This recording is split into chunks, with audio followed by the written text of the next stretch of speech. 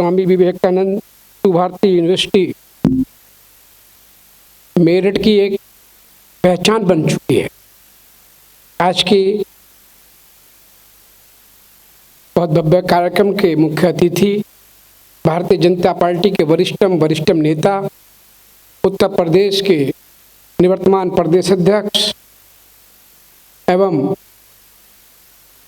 भारत सरकार के वरिष्ठ मंत्री परम श्रद्धेय श्री डॉक्टर महेंद्रनाथ पांडे जी, राष्ट्रीय स्वयंसेवक संघ के मेरठ महानगर के संचालक परम आदरणीय श्री विनोद भारती जी, जिलाध्यक्ष श्री अनुज राठी जी, और जिन्होंने मेरठ को एक नई पहचान दी, मेरठ को एक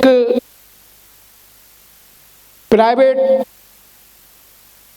मेडिकल कॉलेज यूनिवर्सिटी के लिए एक नई दिशा दी, नई सोच दी। ऐसे सुभारती ग्रुप के कर्ता धर्ता, जिनके साधारण व्यवहार से अब वेशभूषा से नहीं लगेगा कि आप सुभारती के कर्ता धर्ता मालिक हैं, जिनकी एक आवाज पे, जिनकी एक वाणी में एक मधुरता और काम करने की शैली आदमी को प्रभावित कर जाती है।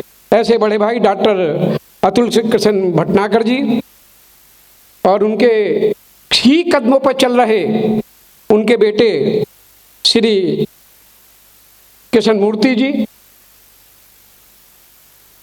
प्रिंसिपल साहब, कुलपति महोदय, मैडम कुलपति एवं सभागृह में उपस्थित, जिन्होंने देश की इस कोरोना महाकाल में देश को संभाला, ऐसे मेरे डॉक्टर्स, नर्सिस,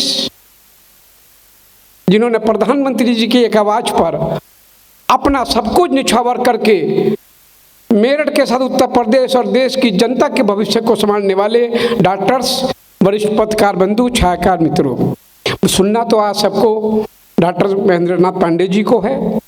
उनके सुनने के लिए आज हम यहाँ पे इकट्ठा हुए हैं।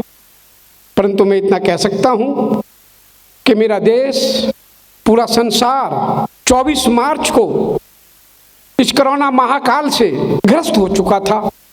देश के प्रधानमंत्री जी ने 24 मार्च को लॉकडाउन की घोषणा की और उस घोषणा के बाद चाहे वो सरकारी मेडिकल कॉलेज हो, चाहे प्राइवेट मेडिकल कॉलेज में सुभारती हो, आपने एक नई दिशा, नई सोच और अपने आप को समर्पित भाव करके दिया। इसका मैं कई बार नहीं, कम से कम इन 7-8 महीनों में 50 से 100 बार मेरा डॉक्टर अतुल कृष्ण जी से फोन पे संपर्क होता और मैं जब कोई मरीज के लिए कहता तो उनकी 1 मिनट की देरी नहीं लगती, और जब मरीज उनके पास पहुंचता तो उसको जो सुविधा मिलती, और मरीज जब अपने घर पहुंच जाता तो जब तक उसकी चिंता करते। ऐसे मेरे डॉक्टर अतुल कृष्ण जी, जिन्होंने इस मेडिकल कॉलेज यूनिवर्सिटी को खड़ा किया। एक बार तो ऐसा हुआ, मैं आपको ये छोटा सा उदाहरण दूंगा, बहुत खास मरीज सभी होते हैं। मैंने निवेदन किया, 15-16 दिन वो मरीज नहीं बच पाया। डॉक्टर साहब से मैंने कहा कि इसका बिल 3.5-4 लाख का बिल था। डॉक्टर साहब बोले नहीं, मैं इसको बचा नहीं पाया, मैं इनको बचा नहीं पाया, मैं इसका बिल नहीं ले सकता।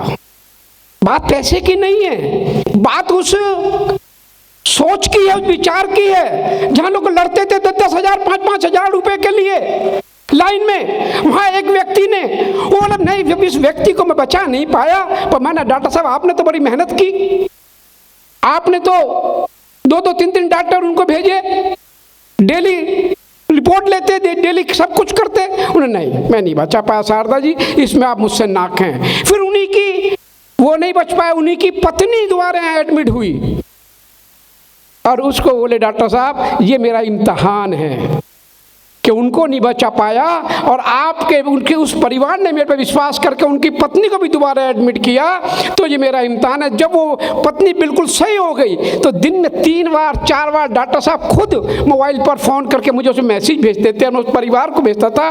तो मैं समझता हूँ जब वो बिल्कुल सही हो गई, 17-18 दिन बाद 3 बार पॉजिटिव आई, उसके बाद उसमें भी आपका मैं आपका शुक्रिया कहूँगा, लोगों सबसे कहूँगा ताली में स्वागत करें कि बोले मैं इसका भी बिल नहीं लूँगा और क्या उसका भी उनका बिल, तो बहुत कहने से बोले इसे अनुदान के रूप में अगर जो परिवार देना चाहे तो उस परिवार ने को फूल इनको अर्पित किए। परंतु मैं डॉक्टर साहब आपका ये एहसान मेरठ नहीं भूल सकता।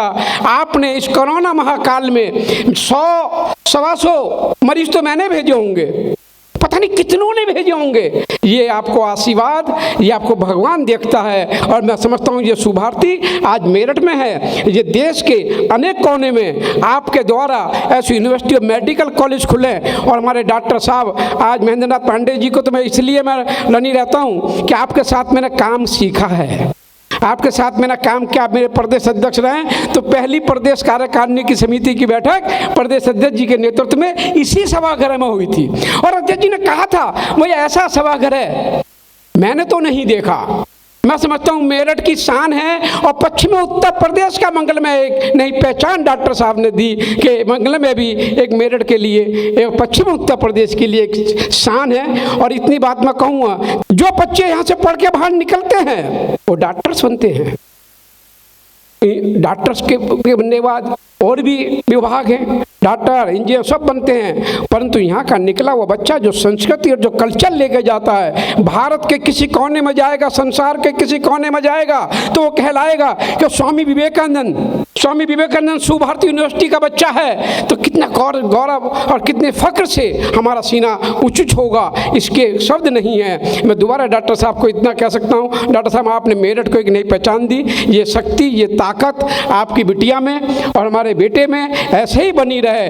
और ये ताकत और ये शक्ति मेरठ को एक नई दिशा देगी, मेरठ को एक नई सोच देगी, मेरठ को एक नई विचार देगी। देश के प्रधानमंत्री श्री नरेंद्र मोदी जी हमेशा कहते हैं कि हम स्वच्छ है तो दुनिया स्वच्छ है, और हम स्वस्थ नहीं है तो कोई स्वस्थ नहीं है। और एक बात हमारे डॉक्टर साहब भी कहते हैं, डॉक्टर महेंद्र पांडे जी, अभी हमें अपनी दूरी बनाए रखनी चाहिए। कोरोना खत्म नहीं हुआ, कोरोना 90% तक खात्मे की ओर है। इसलिए इस मास्क को, सैनिटाइज को, दूरी को अभी हम जितना मेंटेन रखेंगे उतना अपने देश के 134 करोड़ देवतुल्य जनता के भविष्य को ध्यान में रखते हुए, अपने परिवार, अपने नौनिहालों के भविष्य को ध्यान में रखते हुए, अपने स्वास्थ्य को ध्यान में रखते हुए, और इन डॉक्टर्स, इन नर्सिस जो यहाँ बैठे हैं, इन्होंने जो 1 साल मेरे देश को संभाला और आज दो वैक्सीन में हमारे वैज्ञानिकों के द्वारा भारत में आई, उन वैक्सीन से 1.25 करोड़ से ज़्यादा वैक्सीन आज मेरे देश के नागरिकों को लग चुकी। इसकी देन अगर कोई है तो देश के प्रधानमंत्री नरेंद्र मोदी जी और मेरे देश के वैज्ञानिक और मेरे देश के डॉक्टर। जय भारत, जय हिंद, जय श्री राम।